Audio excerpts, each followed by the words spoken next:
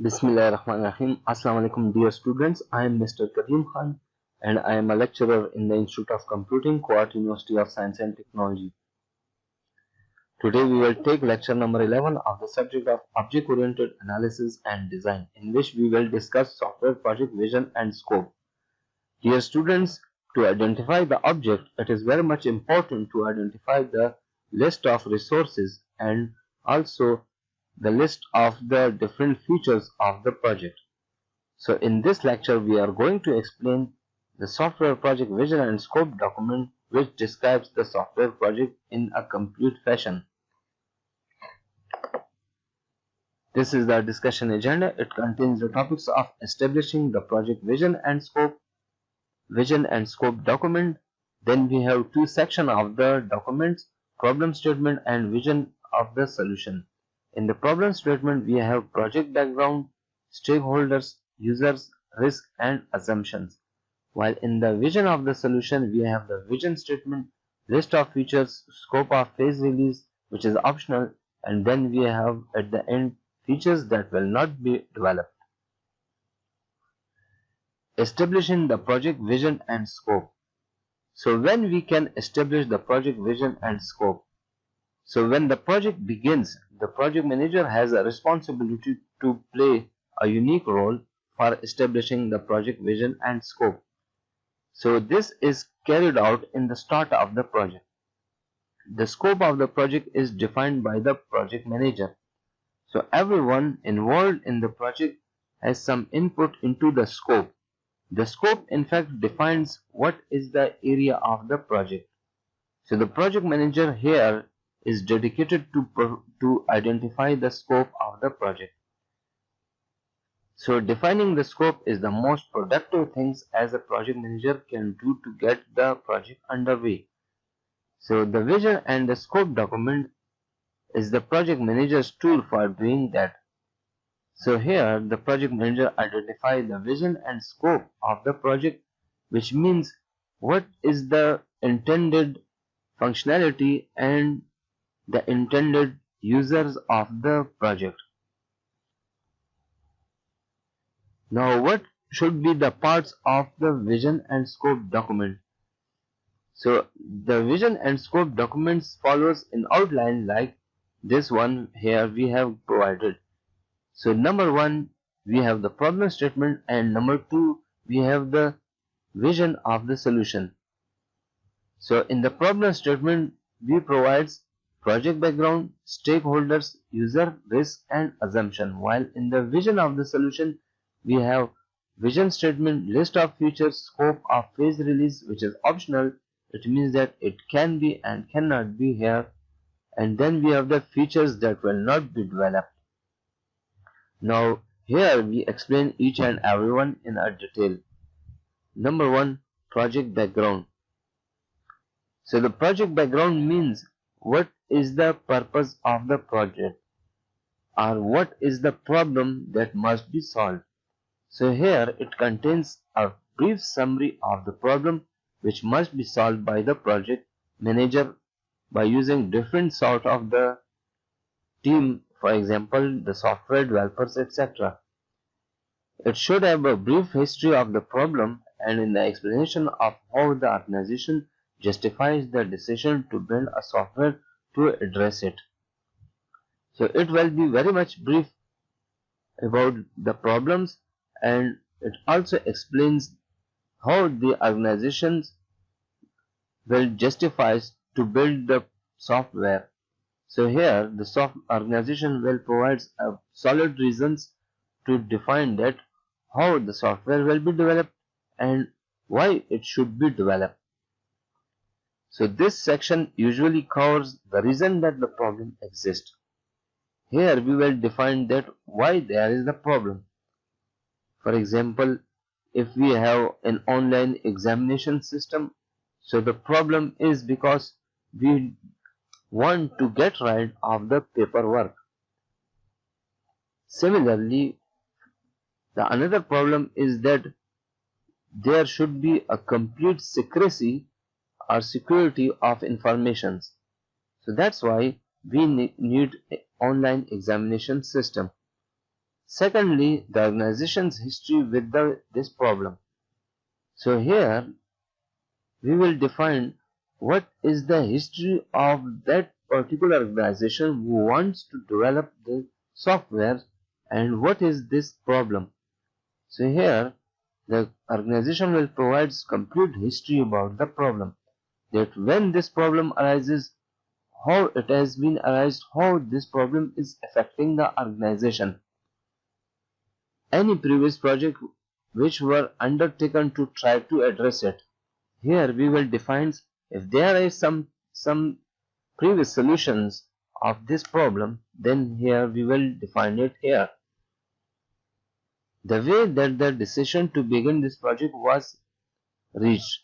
Here we will define the decision to start this project, that why we are interested in this project and what is our decision to start the project.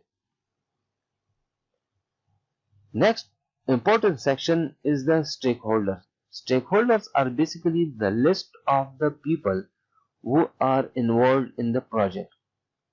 So here may be different sort of the stakeholder, for example, support, group manager, senior manager, users, designers, programmers, testers, software quality assurance personnel, and maintenance personnel, etc.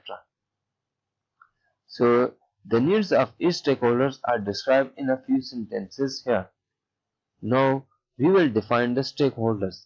Stakeholders are people who are involved in the project. There may be two types of stakeholders. First one is called internal stakeholder and the second is called external stakeholders. In the internal stakeholders we have project manager, project team, company and funder.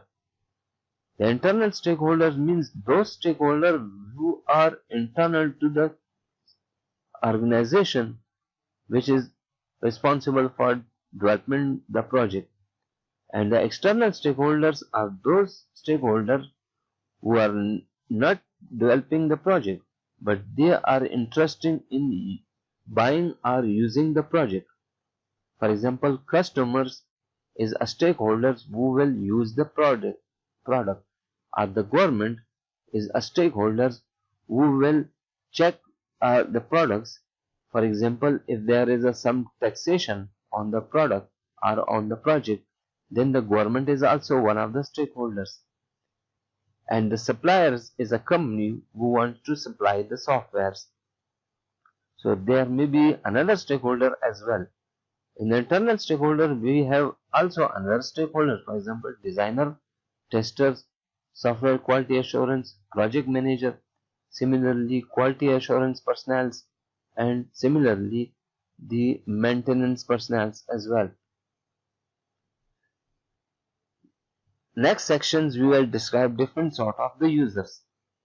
This is the bullet list of the user. Here we means that all those people who will use the product.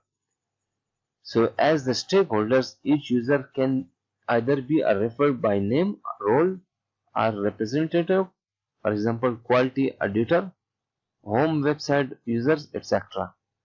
So here if there are many users, it's usually inefficient to try to name each one. So the needs of each user are described here. So here we will provide a list of users of the project, and also we here will specify how the particular user will use the product, and also we have to provide the name of the user specifically. The next one is the risk sections. Risks are in fact the factors which can affect quality, cost or schedule of the project. So this section will provide a list of potential risks to the project. So list are potential threats towards the project. So the list should be identified through the brainstorming sessions. So it includes external factors that could impact the project. Issues are the problems that could potentially cause the projects to delay or rise in issues. So the risks are those factors which can delay the project, which can rise the issues. For example, financial issues, can be created by the risk. For example, the stock turnover risk creates the financial problems. So the process for assessing and mitigating risk below can be used to generate the risk for these sections. For example, first of all, we will identify different sort of risk, and here we will list down all sort of risk through a brainstorming sessions. Then we will analyze here. By analysis of the risk means that we will assign different probabilities to the risk based on our previous experience, and also we will identify the effectiveness of the risk. For example, if this is a serious risk, this may be catastrophic, and if it is a tolerable risk, it means that we can ignore this risk. So here we will identify the probability as well as the effectiveness of the risk. The next one is the planning. So here we will identify different sort of the mitigation plans of the risk. For example, here we will identify contingency, minimization plans, etc. So we can minimize the effects of the risk through different sort of the plans. Also we can eliminate the risk through identify the contingency plans. And the next one is the monitoring. By monitoring here means that we will constantly monitor or observe the risk, so that it is possible that one risk which is not a minor and it can become a very much effective or a dangerous risk. So that why monitoring is very much important.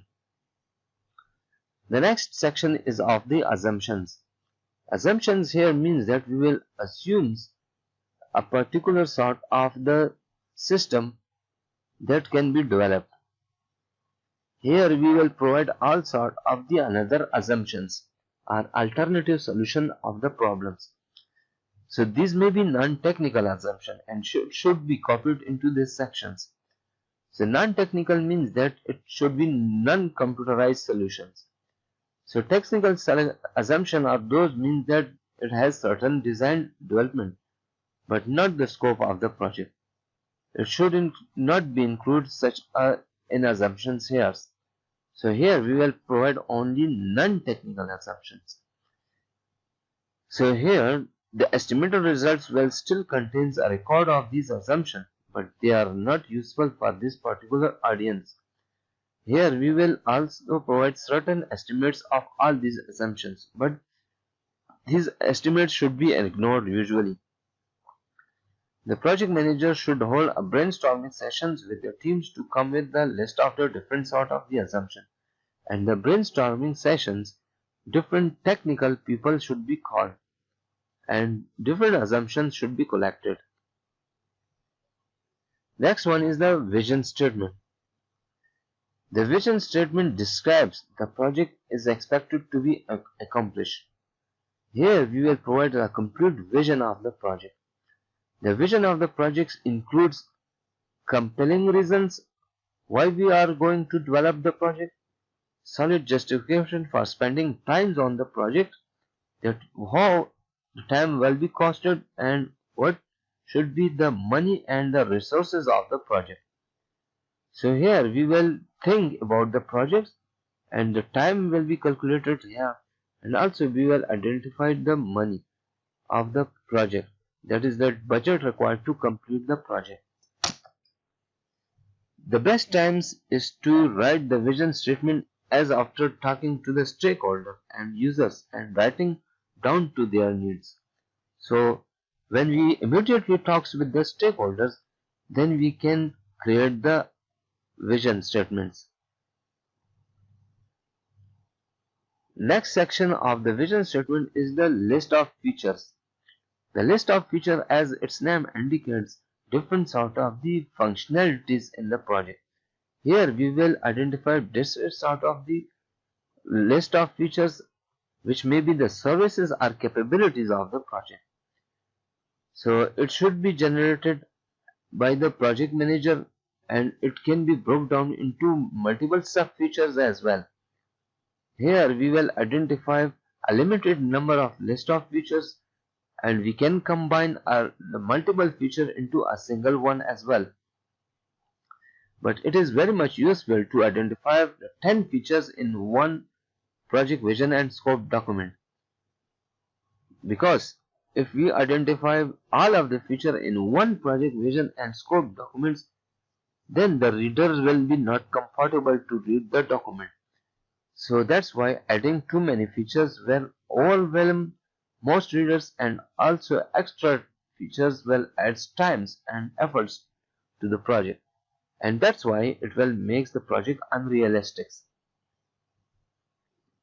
The next section is the scope of the phase release, which is optional. The scope of the phase release means here we will identify the scope of the different phases in the project, and each phases, when it is released, we will define the scope of that particular phase. So a vision and scope documents have a subset of the features. When it is released first, the newer and more complete version is released later. So in this section describes the plan for phase release if that approach is to be taken. So that's why it is very much useful and important that the deadline of the software should be released, and also it will define the particular deadline of the software product. But the developing the entire software project by that deadline should be unrealistic. That's why we should explain it very in the brief manner.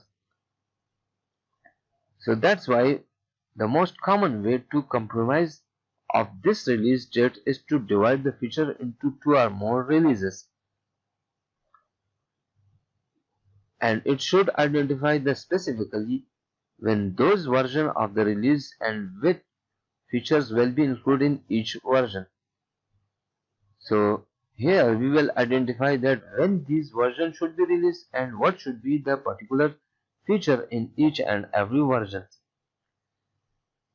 Number 2D, features that will not be developed. Here we will identify different sort of the features that we will not develop. So sometimes we have an extra features or useless features. So that's why we will also mention it here, but we will not develop that particular features because these features may not be needed. So when the features are explicitly left out of the project, it should be added to this section, which shows that the reader towards the reader that the decision was made to exclude it.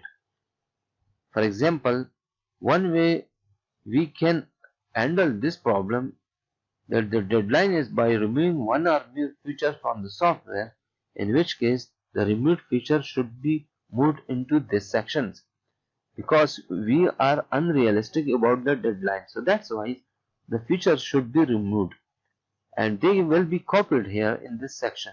So that's why every stakeholder well understands that this feature will not be developed. Now what is the reason that these features should be deleted and should be copied here? Because reader will assume that they are overlooked and bring them up in the review. So that's why these features should be mentioned here, but in the next version maybe possibly that the customer will demand for this feature again. So that's why we should remind to the customer that we can delete this feature as well, or we can pass this feature to the new version of the software which will be released later on. So that's why specifically each important the reviews of the documents, because it allows everyone to agree on the exclusion of the features or objects towards that. Now dear student, this is the end of the lectures. So I have taken all this material from these 2 books. You can read these books as well. So that the first book, which is the software engineering best practices lesson from the successful project in the top of the companies. This book is also for the software project management as well. And the next one is the Ein Sommerweil book, which is very much important book. So if you have any question about these topics, you can ask through the email. My email is m.kadim@kust.edu.tk. So I will wait for your question. Thank you very much.